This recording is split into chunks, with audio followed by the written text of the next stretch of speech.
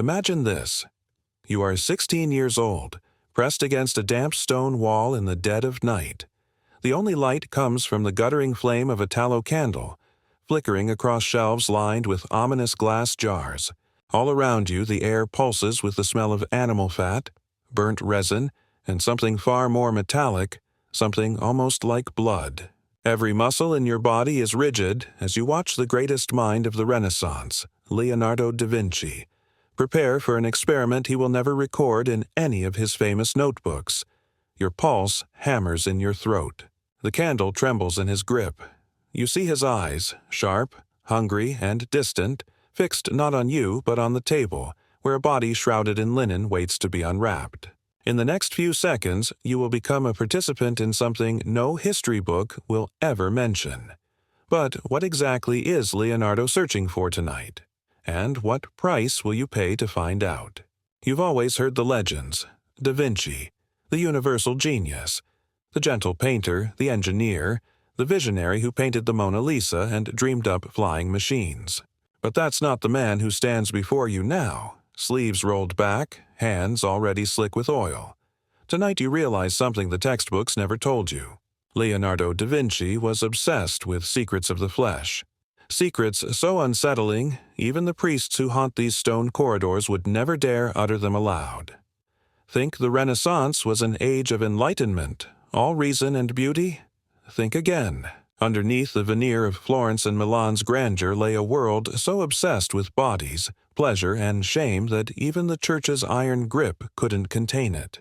You are about to discover the truth behind the myths, a truth so disturbing it could have destroyed Leonardo if it ever reached the wrong ears.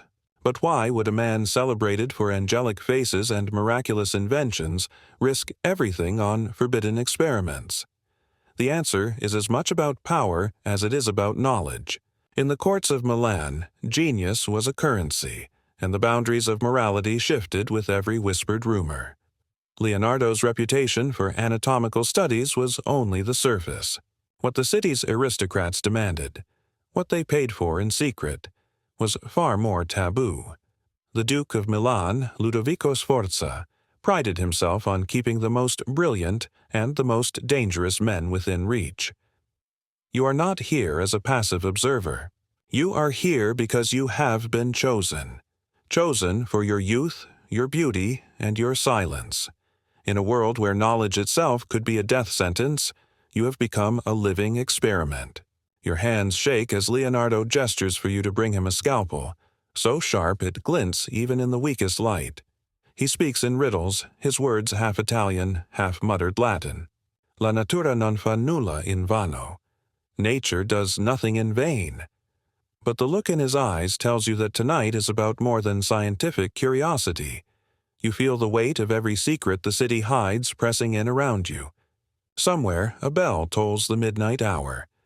Footsteps echo on the flagstones above. Too slow to be a servant, too deliberate to be a thief. You pray the church watchmen are not about to descend, because if they find you here, you know exactly how you will be judged. Here is where the fantasy ends and the horror begins. For all his genius, Leonardo da Vinci was no stranger to danger. In 1476, at the age of 24, he was publicly accused of sodomy, a crime that could bring torture or execution under Milan's laws. The charges were dropped, but the shadow never left him. From that day forward, every drawing of the naked body, every whisper about his workshops, every coded sketch in his notebooks carried the risk of ruin.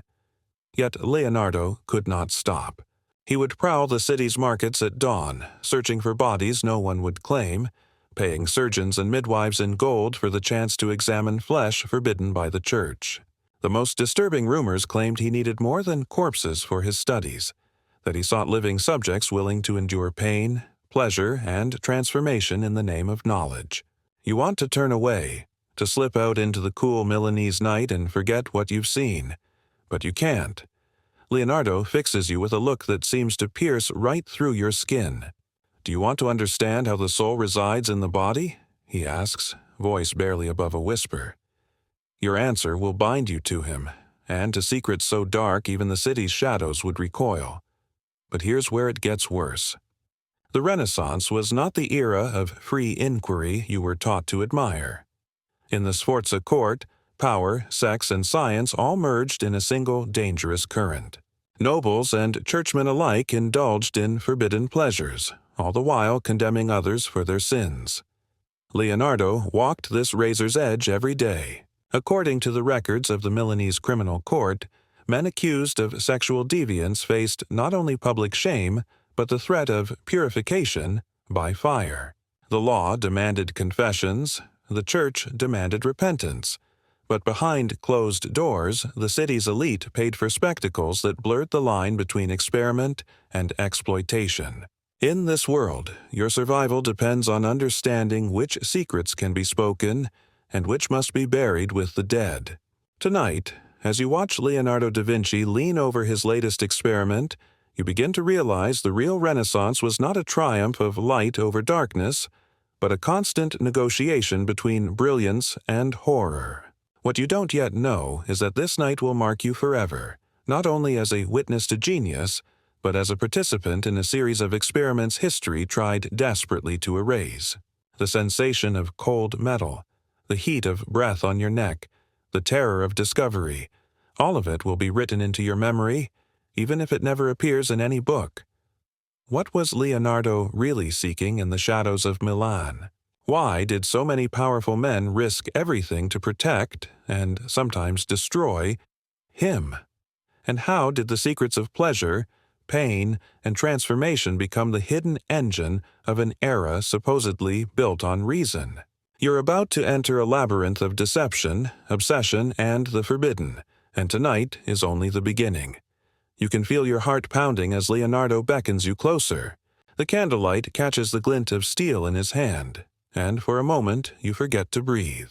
He is muttering, more to himself than to you, as he lifts the linen shroud and exposes the face of a young man, pale as alabaster, lips parted in a final gasp.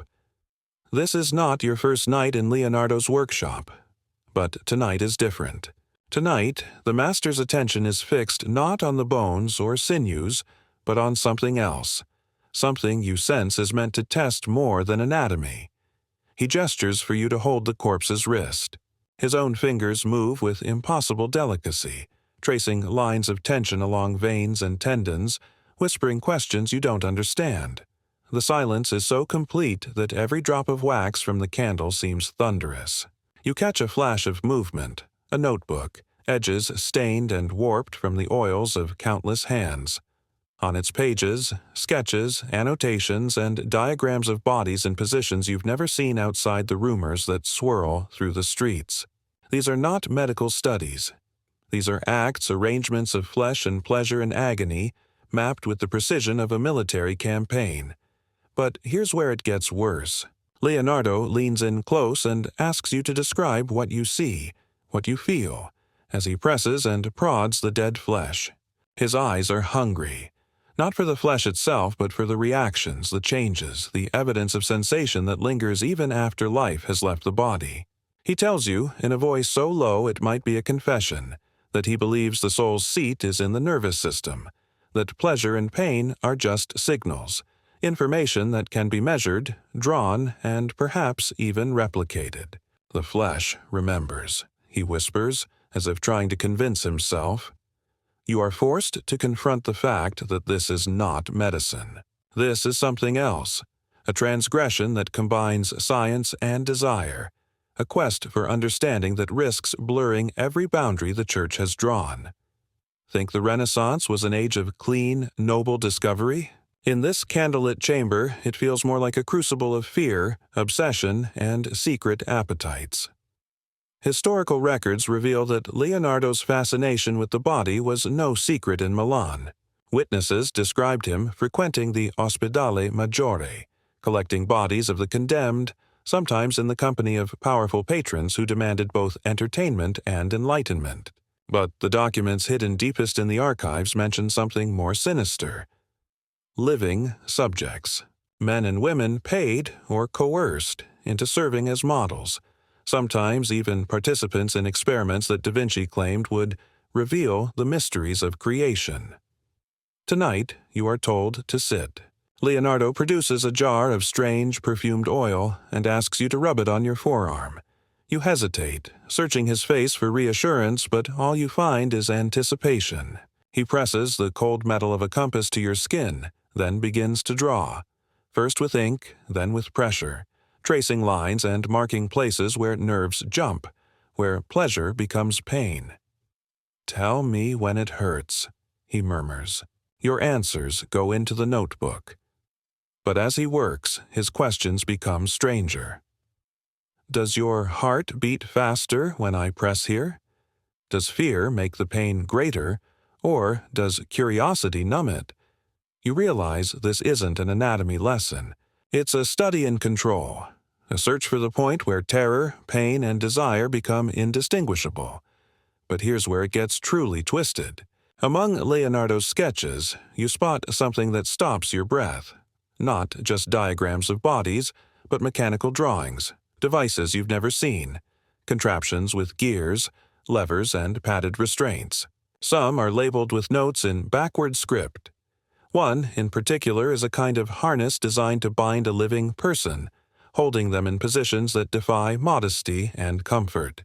Another shows a machine meant to stimulate flesh with precise, rhythmic pressure. The implications are inescapable. This is not mere curiosity. This is a blueprint for orchestrated sensation, for pleasure, for pain, and for the ambiguous space in between. Rumors in Milan's underworld swirl about what happens in Da Vinci's studio at night. Some say the Duke himself ordered the artist to create new forms of entertainment for private gatherings. Others whisper that Leonardo is assembling a secret catalog of forbidden pleasures, evidence to use as leverage against rivals, or as insurance should the church ever decide to act on those old accusations. You sit there, still half numb from the experiment, the taste of iron on your tongue and the echo of his questions burning in your mind. Suddenly, there's a noise outside. A hurried knock, 3 quick raps, and a pause. Leonardo's eyes go cold. In one swift movement, he wipes your arm, tosses the instruments into a sack, and stashes the notebook under a floorboard. He whispers a warning. No one must know. Not the Duke, not the priests, not even your friends. The price for this knowledge is higher than you can imagine. The candle is snuffed. Darkness swallows the room. But you can't stop thinking about what you've seen. The body on the table. The diagrams that promised more than simple dissection. The sensation of being watched, measured, changed. The city, outside, slumbers, oblivious to the secrets hidden beneath its marble floors. But you know, deep in your bones, that nothing will ever feel the same. You are no longer just a witness. You are a participant in Da Vinci's disturbing search for the limits of human experience. Right now, you're feeling the weight of these revelations. The discomfort that sits in your gut isn't just fear. It's the recognition that what you've uncovered changes everything you thought you knew about genius, about desire, about the price of knowledge.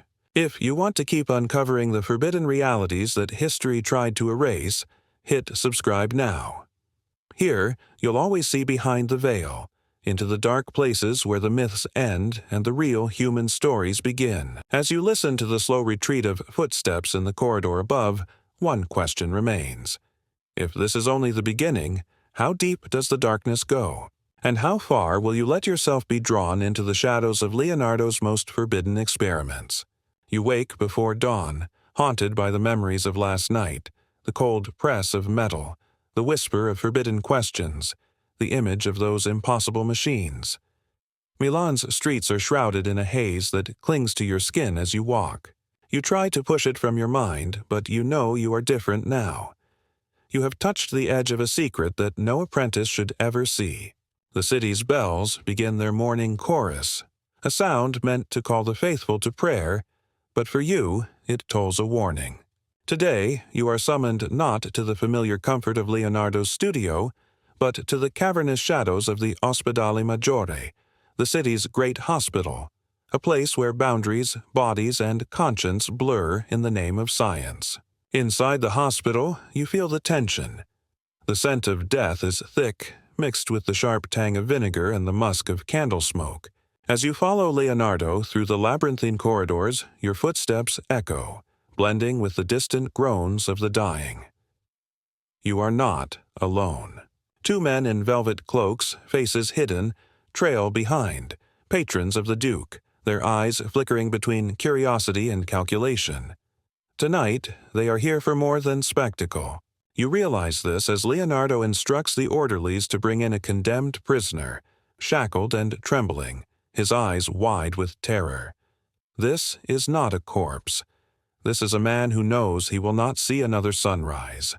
The scene unfolds like a ritual. Leonardo's hands are gentle, almost reverent, as he reassures the doomed man, promising a swift and painless passing. But as the prisoner is strapped to the table, the atmosphere thickens with dread. The cloaked men watch intently as Leonardo prepares his instruments, blades, needles, glass syringes filled with mysterious fluids. You stand frozen at his side, tasked with recording every word, every movement, every grimace of pain or flicker of pleasure that crosses the man's face. You are told to observe, but not to judge. In this chamber, morality has been suspended, replaced by a singular devotion to knowledge. But here's where it gets worse. Leonardo's questions grow bolder as the prisoner slips in and out of consciousness. He traces nerves, manipulates flesh, tests responses to pain and unexpected pleasure. The patrons demand more. One gestures, and Leonardo obliges, his tone clinical, but his hands no longer neutral. The line between medicine and entertainment begins to blur. The room feels smaller, the air pressed tight against your lungs. You understand, with a clarity that terrifies you, that in this place the human body is not a sacred vessel, but a puzzle to be solved or broken. Historical records confirm that Milan's elite paid handsomely to witness and sometimes participate in such experiments. The accounts of the Ospedale Maggiore describe not only dissection, but demonstrations, where the boundary between science and spectacle vanished entirely. According to a 1490 letter from the physician Antonio della Torre, the greatest minds are those who dare examine life while it still clings to the body, seeking the mechanism of pleasure and pain as one might study the workings of a clock. In these secret sessions, knowledge was currency, and the price was always someone else's suffering. But what you don't know is that Leonardo's obsession did not end with the dead or the dying. In his private notebooks, those that survived the fires of censure, there are descriptions of living tableaux, elaborate scenes arranged with models drawn from Milan's margins. Young men and women, some lured by money, others by promises of patronage or protection, found themselves posed, bound, and manipulated for hours, while Leonardo and his patrons studied the changing contours of their bodies. The sketches from these sessions are unlike anything found in his published works. Ambiguous, androgynous figures caught in moments of ecstasy, fear, or confusion, bodies blurred between genders, their forms transformed by invention and desire. You are summoned to one of these sessions. The room is draped with heavy curtains to dampen sound, and the only light comes from filtered lamplight, as if Leonardo fears the night itself might expose him. You watch as a young woman, hair cut short, is dressed in the costume of a boy, while another model, a boy of uncertain age, wears a mask and nothing else. Leonardo instructs you to help arrange them in positions you recognize from his sketches, limbs twisted and entwined in ways both unnatural and strangely beautiful. Every shift, every gasp, is documented with obsessive detail. This is for art, he insists, for the pursuit of knowledge. But as the models begin to cry, the line between art and violation becomes impossible to ignore. The rumors spread faster than you can imagine. Milan is a city of secrets, but no secret lasts forever. Whispers of Leonardo's living machines reach the cathedral and the palace alike. The Inquisition has spies everywhere, and the Sforza court is suddenly uncertain if the price of genius is worth the risk of scandal. You find yourself questioned by men in black robes, their words sweet but their threats clear. What did you see? Who was there? Did the maestro touch you? The room is cold, the walls too close. One mistake, one careless word, and you know your fate will be worse than any experiment. But here's where the accusations become deadly. In 1476, Leonardo da Vinci was arrested on charges of sodomy, along with several other men, one a silk merchant's apprentice, another a well-known courtesan. The records describe nights spent in the city's darkest cells, interrogations that lasted for days. The charges were suddenly dropped, the documents sealed, the case dismissed for lack of evidence. But the stain never washed away. From then on, every drawing of ambiguous pleasure, every whisper of strange experiments was shadowed by fear of exposure, torture, and ruin. You begin to realize that you are no longer safe, not in the studio, not in the city, not even in your own bed. Leonardo's circle grows tense, apprentices flee, patrons send coded messages of support or warning. Some burn their own letters, others bribe officials for silence. Yet the experiments continue, deeper underground, riskier and more elaborate than before. The master cannot stop. He is driven by a need that you now recognize in yourself, a hunger to know, to see, to experience what lies beyond the veil of accepted knowledge. But the Church's patience is running out. In the shadows of Milan's cathedral, you hear the priests whispering about purification, about cleansing the city of corruption. You understand that what began as curiosity has become a struggle for survival. You are caught between two worlds, the luminous promise of Renaissance genius and the darkness of institutional horror that would rather destroy a mind than let it wander too far. What happens when discovery becomes a crime? What price will you pay for the knowledge you now carry? And who will remember the names of those sacrificed on the altar of art and ambition? You want to run, to hide, to forget, but the memory of what you've witnessed is burned into your soul. You are a living archive of secrets that could end not only Leonardo, but everyone who ever dared to follow him into the shadows. And still, the night is not over. The true climax of Leonardo's forbidden experiments has yet to come. You are about to learn just how far a genius will go when the only thing left to lose is his own soul. You find yourself summoned again, this time not to the hospital or the familiar studio, but to a chamber shrouded in even deeper secrecy, a hidden room beneath the ducal palace, where stone blocks muffle every sound and the air tastes of old smoke and fear. Leonardo stands at the center, surrounded by mirrors. They are angled at odd, dizzying points, reflecting you, the models, and the master himself into an infinite regression. The flicker of torchlight casts warped shadows, turning every face into a mask. Tonight, you are told, you will witness the maestro's mirror experiments, rituals devised not only to study the body, but to fragment and multiply desire itself. Leonardo hands you a mask, instructing you to hide your features. You are not yourself anymore. Around you, men and women from the city's underbelly gather, summoned for the promise of coins or mercy, or perhaps simply out of curiosity. Prostitutes, apprentices, outcasts, each one reduced to a subject for observation, a body for arrangement. You help Leonardo position them within the circle of mirrors, binding arms, adjusting costumes, powdering exposed flesh until they appear neither male nor female, neither young nor old. The effect is surreal. Every angle reveals something different, something forbidden, something the city above could never imagine. The experiment begins. Leonardo's instructions are precise, almost clinical. Hold the pose, he commands. Let the reflection show what flesh alone cannot. The participants obey, bodies trembling with exhaustion or anticipation. Some seem to revel in the attention, others turn their faces away from their own reflected image. Your job is to record every shift of posture, every whispered question, every accidental touch that sparks a chain reaction of blushes, laughter, or tears. The master sketches furiously, his hands smudged with charcoal and sweat. His voice is low, urgent, This is the true anatomy, the anatomy of longing, of shame, of transformation. But here's where it gets worse. Halfway through the night, the door opens. Two noblemen enter, their faces hidden behind velvet masks. One carries a leather-bound book, the ledger of the Sforza court, where debts and favors are written in secret code. They watch in silence as Leonardo directs the scene, their presence an unspoken threat. You know at once.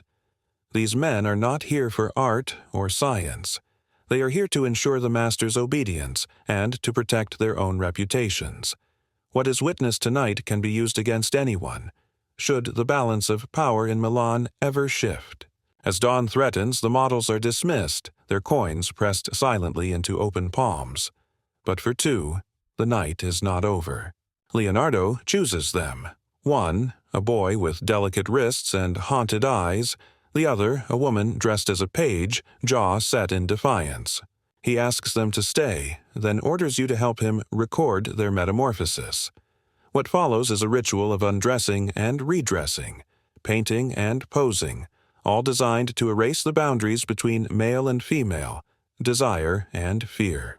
You see the toll it takes, the boy's shoulders trembling as his hair is cut, the woman's gaze hardening as she is forced to stand with arms bound, back arched. Leonardo draws them again and again, marking the changes in their bodies and faces as if cataloging a new species. For a moment, you catch your own reflection, masked, complicit, transformed. But Milan does not tolerate secrets for long.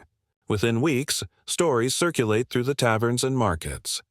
Whispers claim that Leonardo's mirror chamber is the site of unspeakable acts, that bodies are sold and souls are broken in the pursuit of knowledge. Some say the master traffics in demons. Others claim he has found a way to change men into women and back again. Fear spreads. The city's underworld, once eager to serve as models or witnesses, grows wary. People disappear. Some vanish into the night. Others are found floating in the canals. The Inquisition sharpens its questions. The Duke's men conduct midnight searches. You are pulled into the current of paranoia. One evening, a prostitute you once helped prepare for the mirror experiments is dragged before the cathedral, accused of sorcery and debauchery. Her testimony is incoherent, broken by terror. She sobs out the names of patrons, describes masks, mirrors, rituals no one believes or wants to believe. You watch, unable to intervene, as she is sentenced to exile, her fate left to the mercy of the roads. It is then you realize that every participant is now a liability, every witness a potential traitor. But the true horror comes when Leonardo himself is summoned to the ducal court. The air is tense, heavy with threat. Ludovico Sforza sits in shadow, his eyes unreadable as a priest recites a litany of rumors and accusations. Experiments with the flesh, indecency, corruption of the young, sorcery by mirrors and mechanical devices. You are forced to testify, standing before men who hold your fate in their hands. Every answer feels like a trap. You see the Duke's fingers drumming on the ledger, the priest's lips tightening in suspicion, Leonardo's gaze fixed on you with a desperate, silent plea. But here's where the machinery of power grinds forward. The court is not seeking justice, but protection. If Leonardo is guilty, so are half the noblemen of Milan, and the court knows it. Documents vanish. Witnesses recant. The priest is silenced with gold. The case collapses, but the warning is clear. One misstep, one new scandal, and there will be no one left to save you. The city exhales in relief, but for you, and for Leonardo, the ordeal is not over. Word spreads through the artist's circle that the Inquisition is compiling a secret dossier, that certain pages of the maestro's notebooks have gone missing. Patrons withdraw their support, apprentices scatter, and the workshop empties, leaving only the master and his secrets behind locked doors. The mirrors are covered, the machines dismantled, but nothing is truly destroyed. The drawings, the memories, the trauma remain. You walk the streets now with a new kind of fear, not for your life, but for your soul. You have seen the cost of forbidden knowledge, the way curiosity becomes complicity, and complicity becomes survival. The faces in the glass haunt you. The boy, the woman, the masks, the men with ledgers. You know the mirror experiments are finished, at least for now. But you also know, in the pit of your stomach, that Milan's appetite for secrets has not been satisfied. Someone, somewhere, is already preparing the next experiment, and you, whether you wish it or not, will always be drawn back into the dark. You move through Milan like a ghost now, slipping from shadow to shadow, every step haunted by the weight of secrets you cannot share. The city is different than it was when you first entered Leonardo's world. The laughter of apprentices has faded from the alleys around the studio. The grand halls of the Sforza court are quieter, watched over by nervous servants who glance over their shoulders before they speak. Yet you can sense a different kind of energy pulsing through the city's underbelly, a network of whispers, a labyrinth where knowledge and protection trade hands in the dark. You are not the only one seeking shelter. The survivors of Leonardo's experiments, the men and women who once posed in the mirror chamber, move through back rooms and candlelit basements, forever changed by what they endured. You are approached in a tavern by a man with ink-stained fingers and a cautious smile. He does not use Leonardo's name, but you know at once that he is part of the hidden circle, the Società d'Ombra, a loose fellowship of patrons, scholars, and outcasts who traffic in forbidden knowledge. He offers you wine, and in hushed tones describes a world where dangerous truths are protected, even celebrated, beneath a veneer of respectability. In this world, ancient books circulate through coded channels, mechanical devices are rebuilt behind false walls, and the secrets of the flesh are discussed in the language of art and scholarship, not confession and shame. You realize that what Leonardo started has become more than a private obsession. It is now a contagion spreading through the city's elite, a secret inheritance that binds the powerful and the powerless alike. But here's where it gets worse. You are invited to a gathering deep below the city, where nobles mingle with exiles, doctors with philosophers, and the conversation shifts from poetry to anatomy to pleasure with practiced ease. You see familiar faces, the boy with the haunted eyes, the woman who once stood defiant in the mirror, all of them changed, marked by the experiments yet drawn to this dangerous fellowship by a need for belonging, or perhaps absolution. Tonight, the guest of honor is not Leonardo, but a Florentine alchemist rumored to have developed new methods for expanding the boundaries of sensation and control. Vials of powder pass from hand to hand. Strange instruments, all sharp angles and polished wood, are displayed and discussed with clinical detachment. In the candlelight, you watch as one of the attendees volunteers for a demonstration. A mask is placed over their face, their pulse measured, their breath slowed by incense, their body manipulated to the edge of pleasure and terror. The onlookers record every detail. You realize the old boundaries have collapsed. Experimentation has become a ritual, a rite of passage for those who wish to glimpse the forbidden. But the hunger for novelty, for transcendence, is insatiable. The experiments take a darker turn. You hear rumors of living subjects dosed with potent herbs, their minds clouded, their senses twisted. Some say Leonardo himself once worked with a doctor who claimed to draw the soul from the body through a combination of narcotics, mirrors, and precise pain. You see the results in the hollow faces around you, the empty stares, the haunted eyes, the laughter that never quite reaches the surface. The search for knowledge has become a search for oblivion. Each night, the games grow riskier. Each dawn, there are fewer who dare return. And here is where the horror becomes systematic.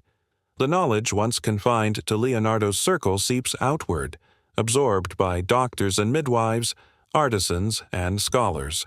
Mechanical devices designed for the exploration of the body are repurposed in Milan's private clinics. Physicians reference Leonardo's notes, never directly, always through whispered allusions, to justify new treatments. new interventions. One midwife confides in you that she was asked by a nobleman to recreate the conditions of transformation she once witnessed in the maestro's workshop, using a combination of restraints and herbal drafts. What began as a secret is now an industry, its roots spreading in the darkness, feeding on the silence of those who know too much. But here's where the normalization becomes most disturbing. Milan's upper class, once so quick to condemn, now embrace the fruits of Leonardo's genius without ever admitting their origins.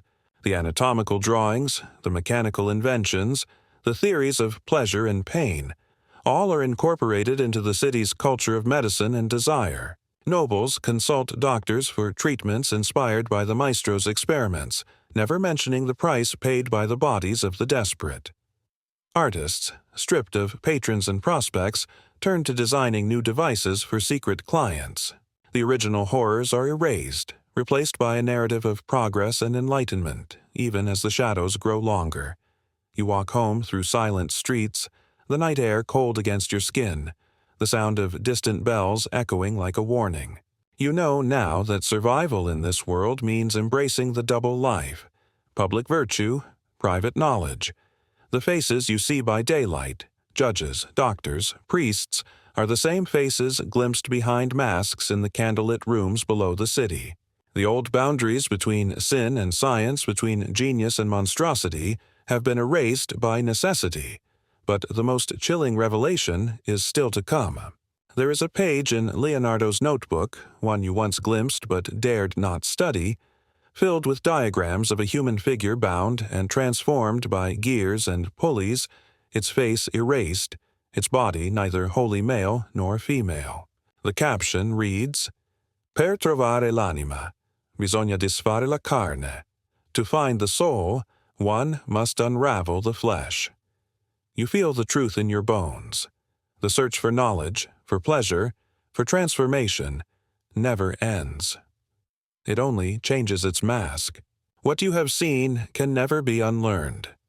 What was once unthinkable is now routine, hidden in plain sight behind the doors of respectable homes. You know that as long as Milan craves secrets, there will always be someone willing to supply them. And you wonder, when the next experiment begins, will you be the witness, the participant, or the next sacrifice? The answer, you realize, is already written in the darkness. The room is silent, save for the scratch of Leonardo's quill on vellum and the slow, shuddering breath in your own chest. The mirrors are gone now, the masks discarded, the candles burned down to hunks of wax. You stand in the center of the workshop, alone with the maestro. It is here, in this final confrontation, that you see what genius and obsession can become when left unchecked by conscience or fear. Leonardo's eyes are rimmed with exhaustion, hollowed by years of secrets and sleepless nights. In the flickering light, he looks less like a genius and more like a penitent at the edge of the confessional. You watch as he unveils his final experiment, a human body, neither wholly male nor female, suspended in a framework of leather straps and polished iron. The air hums with the weight of what is about to be revealed.